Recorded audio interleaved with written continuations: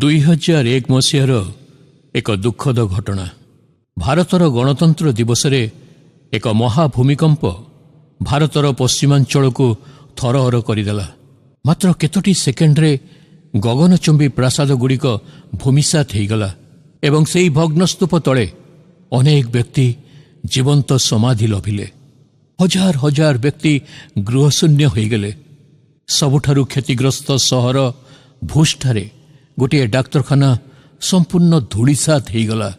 କଚ୍ଛ ଜିଲ୍ଲାର ଅଞ୍ଜାର ସହରରେ ପିଲାମାନେ ଗଣତନ୍ତ୍ର ଦିବସ ପାଳନ ପାଇଁ ସହରର ଗୋଟିଏ ମୁଖ୍ୟ ରାସ୍ତାରେ ଏକ ଶୋଭାଯାତ୍ରାରେ ଯାଉଥିବା ସମୟରେ ରାସ୍ତାର ଦୁଇ ପାର୍ଶ୍ୱରୁ ବଡ଼ ବଡ଼ ଅଟ୍ଟାଳିକାଗୁଡ଼ିକ ତାଙ୍କ ଉପରେ ମାଡ଼ି ପଡ଼ିବାରୁ 400 ଛାତ୍ରଛାତ୍ରୀ ଧ୍ୱଂସ ସ୍ତୂପ ତଳେ ପଡ଼ି ରହି ପ୍ରାଣ ହରାଇଲେ।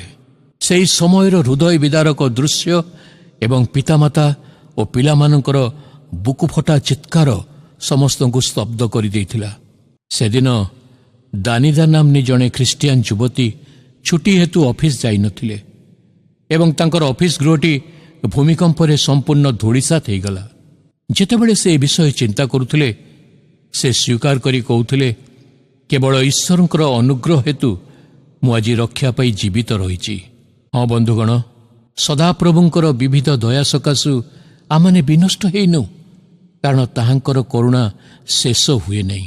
ଖ୍ରୀଷ୍ଟପୂର୍ବ 586ରେ ଏକ ଦୁର୍ଦ୍ଦଶ ସୈନ୍ୟବାହିନୀର ଆକ୍ରମଣ ହେତୁ ଜେରୁସାଲେମ ନଗର ଧୂଳିସାତ୍ ହେଲା। ଆଉ ସେତେବେଳେ ଈଶ୍ୱରଙ୍କର ଜଣେ ସେବକ ଏହି କଥା ଲେଖିଥିଲେ, ସଦାପ୍ରଭୁଙ୍କର ବିବିଧ ଦୟା ସକାଶୁ ଆମମାନେ ବିନଷ୍ଟ ହେଇନାହୁଁ, କାରଣ ତାଙ୍କର କରୁଣା ଶେଷ ହୁଏ ନାହିଁ। ଆଜି ମଧ୍ୟ ଏ ଜଗତରେ ଯଦି ଆମେ ବଞ୍ଚି ରହିଛୁ, ତାହା କେବଳ ଈଶ୍ୱରଙ୍କର ଦୟା ଅନୁଗ୍ରହ ହେତୁ ସମ୍ଭବପର ହେଇଛି।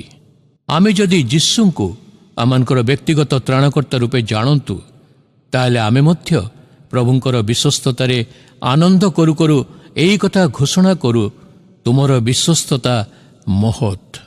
ପ୍ରିୟ ବନ୍ଧୁଗଣ, ଯଦିବା ଆମର ସଂସାର ଉଜୁଡ଼ିଯାଏ କିମ୍ବା ଆମର ପରିସ୍ଥିତି ପ୍ରତିକୂଳ ହୁଏ, ତଥାପି ଆମର ପ୍ରେମୀ ପରମେଶ୍ୱର ଆମକୁ କେବେ ହେଲେ ପରିତ୍ୟାଗ କରିବେ ନାହିଁ। ଆମେ ସାହସର ସହିତ ସବୁ ପରିସ୍ଥିତିର ସମ୍ମୁଖୀନ ହୋଇପାରିବା। ତୁମର ସମସ୍ତ ଭୟ ଦୂର କରିବା ପାଇଁ ଈଶ୍ୱରଙ୍କର ବିଶ୍ୱସ୍ତତା ଉପରେ ଆଉଜି ପଡ଼।